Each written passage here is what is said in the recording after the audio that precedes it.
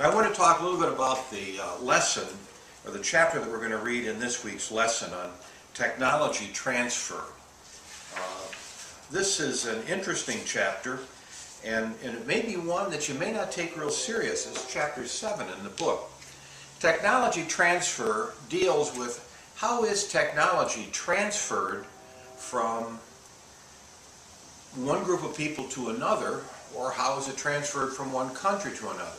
Now, we know from economics that the more technology that a country has, the higher their productivity or their output. And the constant growth of technology is crucial for a country in terms of their gross domestic product. But what are we really talking about? Now, I don't know if any of you have taken marketing before, but in marketing there are the 4 P's. And those 4 P's are price, how much does an item cost, promotion, which is usually what people think of marketing, advertising is promotion. But marketing has 4 elements in its mix: price, promotion, product, the product itself, how good is it, how valuable is it, and place. Where the product is and how the product gets from where it is to the final consumer. What we're looking at in chapter 7 is place. How does technology move from one country to another, or from a business to another? Now, it talks in there about going to conferences, and if you're involved in education or a lot of professions, there are a whole multitude of conferences where businesses show up and they show their wares, so to speak. I tend to like to go to these because it keeps me on the cutting edge of what's new. One of the problems that we have, though, is that sometimes countries steal a product rather than buying it.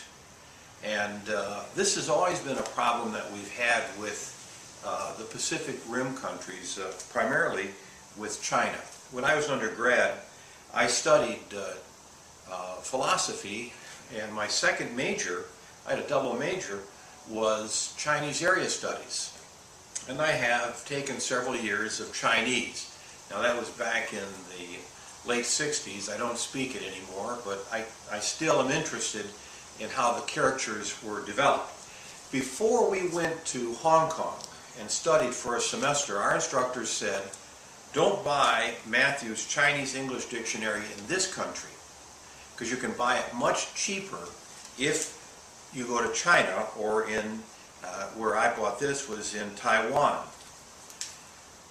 I paid the equivalent of just a couple dollars for this book.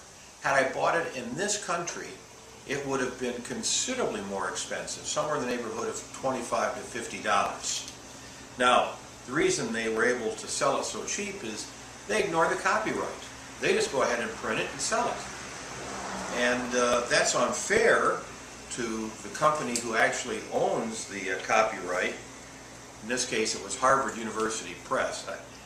Frankly, I didn't feel real bad for Harvard, since they've got one of the largest endowments of all the universities in this country. But that's one of the problems with technology.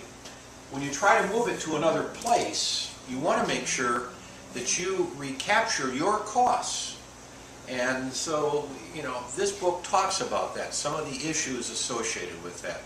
So, as you read through this lesson, through this chapter, focus on how is new technology transmitted from our place to someone else's place, not to another country, but how do we get this technology to someone who may need to use it in this country? Okay? We'll see you later.